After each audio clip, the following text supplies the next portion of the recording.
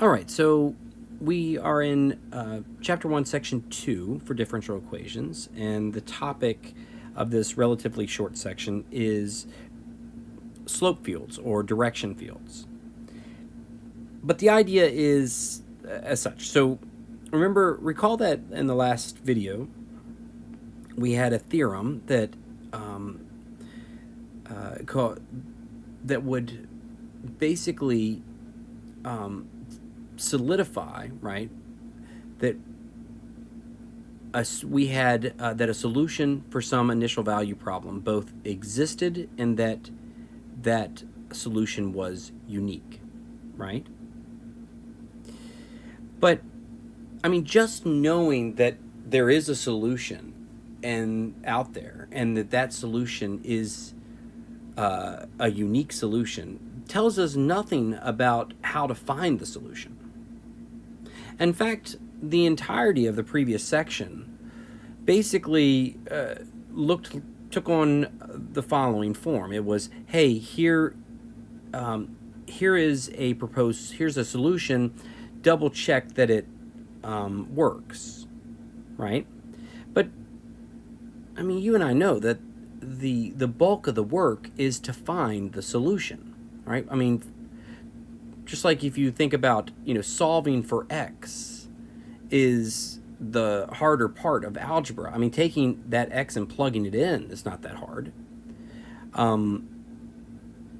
So what we're going to talk about in the next couple sections is some what we call approximation techniques, okay? Because there are a lot of differential equations out there that we either have not developed the mathematics to solve, or it is not solvable. But that doesn't mean that we can't approximate, right? An approximation is, especially in areas such as science and engineering, approximation techniques are great. They work. We know our margins of error that we can accept. So let me start with one, approximation technique. This is just a geometric technique to help us gain some insight into our differential equation solutions. And it's the idea of what we call a direction field, right, or a slope field. And basically, the way it works is you have some differential equation, right? That's a function of, say, x and y. Now, you and I know that the first derivative, dy dx, is a way of giving you a instantaneous rate of change, right? It's a way of giving you a slope, or let's just go ahead and say dy dx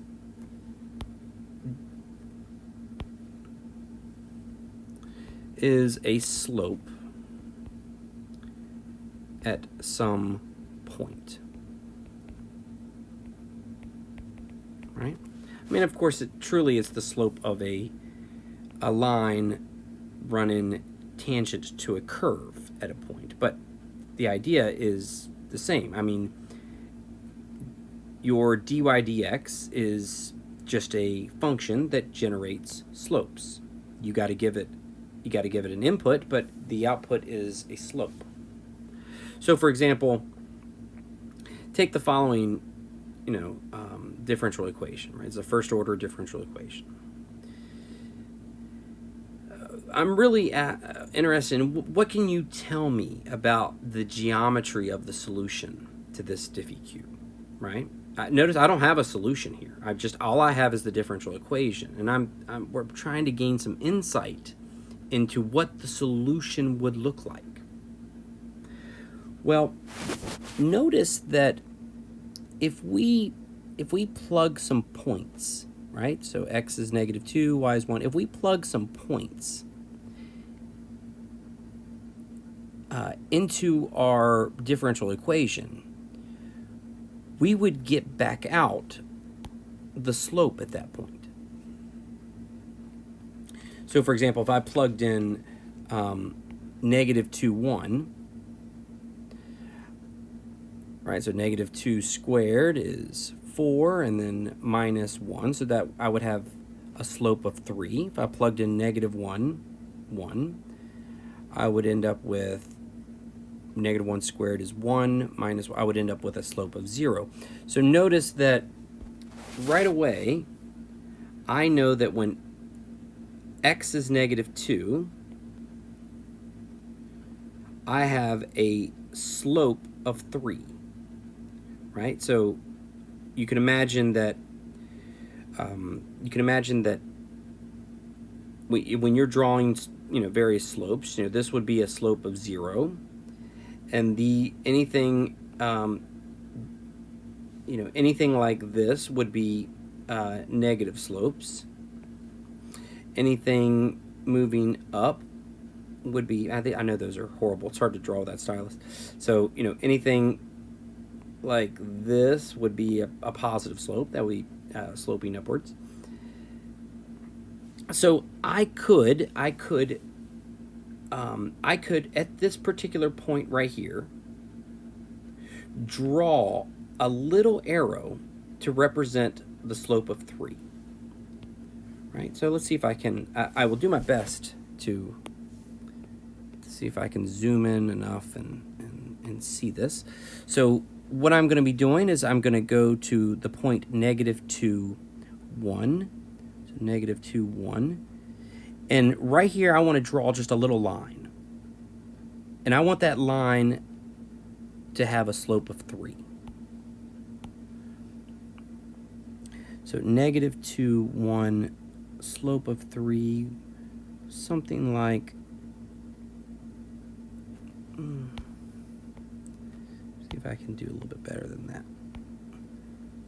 Negative 2, 1, something like that. Now, as I continue to move, so at the point negative 1, 1, and as you can see, I'm already running out of space. At negative 1, 1, I would have a slope of 0.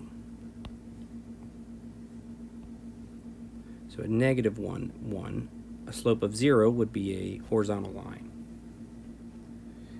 Now I could continue, right, in this fashion. I could find the slope at negative 3, 1, 1, 1, 2, 1, 3, 1, 0, 1, and assuming that I've done my arithmetic correctly.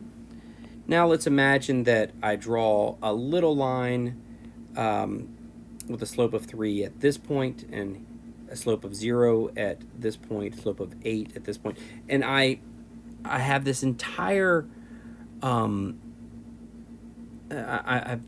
have all these tiny line segments, each representing the slope, the rate of change at a particular point.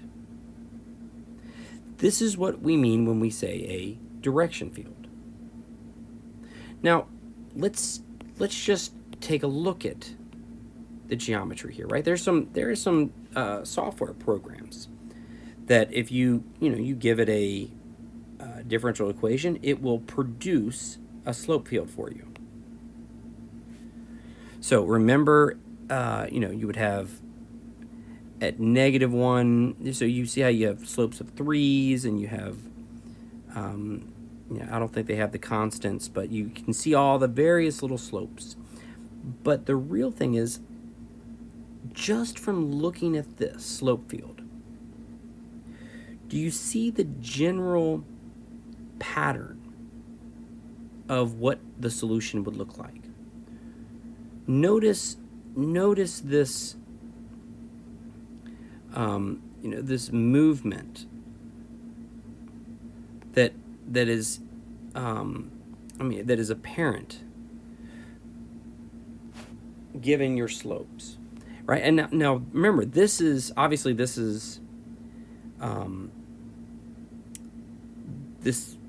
you're generating the slope field, the direction field, from the differential equation, But remember, the derivative tells you what's happening to the original function, whether it's increasing or decreasing or constant, right? Remember? Remember the first derivative tests? The first derivative test was able to tell you if your original function was, increasing or decreasing or constant. And that's really what you're doing, is you're getting kind of a bird's eye view of what the solutions would look like. And here's some various solutions to this differential equation. You can see it. My real thing is, can you see this geometry up here? Can you see this from this slope field? Because that's interesting. So like if you did not have the ability to solve this differential equation, just knowing, being able to plot the slope field and being able to pick up information like this, you would know a whole lot more about the solution, right? I understand that you still don't know what the solution is, but you can get a lot of information about the geometry of what the solution should be. Now, the last thing that we'll do is for this section. So, slope fields. You can kind of read through. It's a fairly easy section. Not a lot of work. We're gonna tackle some type of application question, and this is dealing with a logistic equation. All right. So let me read. So it says the following logistic equation for population P. Now, in this case, population is in thousands. At time t for some species. Now, to make sure you understand, so the way logistic equations would work, the way you would think about it is, let's just try to think of some type of predator-prey relationship. So, for lack of a better example, let's say we're dealing with rabbits and, I don't know, the gray wolf, wolves. And you can say for some, particular region, as the number of wolves increase, right? As wolves increase, you can imagine that the number of rabbits decrease. Now, as the number of rabbits decrease pretty far, what will happen is the population of wolves, if that is their primary food, there won't be enough rabbits to support a high population of wolves. So what will happen is the population of wolves will then decrease. Now, as the population of wolves decrease, the population of rabbits will then tend to increase. And you see what I'm getting at. This is this type of interconnected relationship between say a predator and prey. And this is what we mean when we're talking about logistic equations. Now, with this particular logistic equation, this is a differential equation.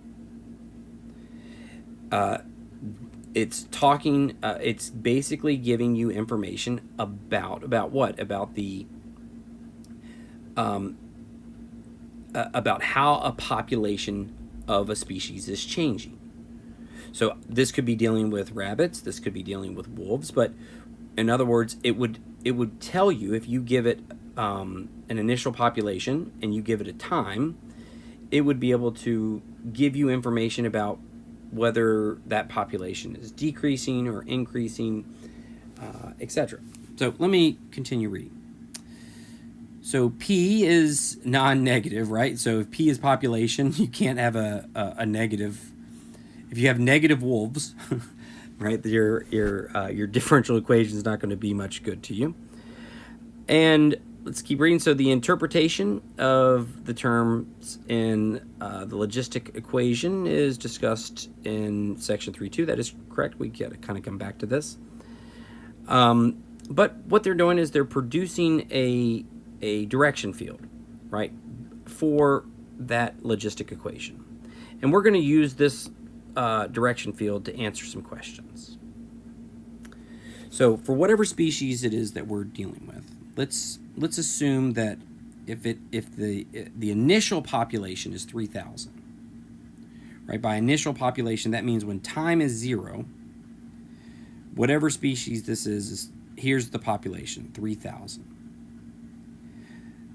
The part A says, what can you say about the limiting population as t goes to infinity of P of t, right? So P of t would be the population at time t, and we want to know about what's happening as, what can we say about the population as t goes to infinity, right?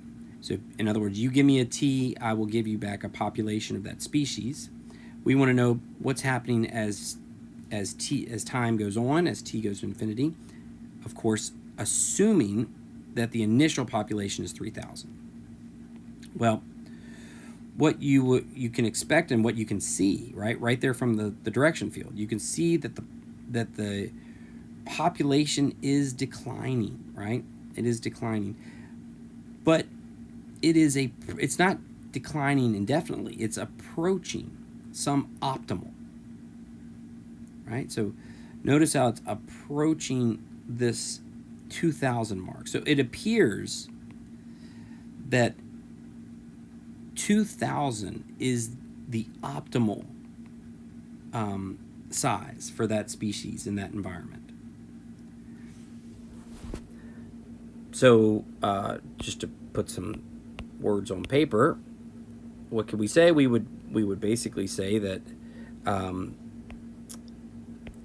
as time and as t approaches infinity, P of t is approaching 2,000.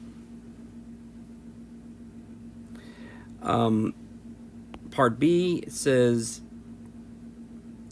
can a population of 1,000 ever decline to 500? Right. So if you have whatever species we're talking about, if you start with 1,000, can that go down to 500? Well, so here's 1,000. Okay, you're starting with 1,000. Look at those slope fields. All of those slopes are positive, meaning increasing. So based on the direction field, no, you would never expect that this population would go down to 500, because all the slopes, all the information is saying that it would be increasing.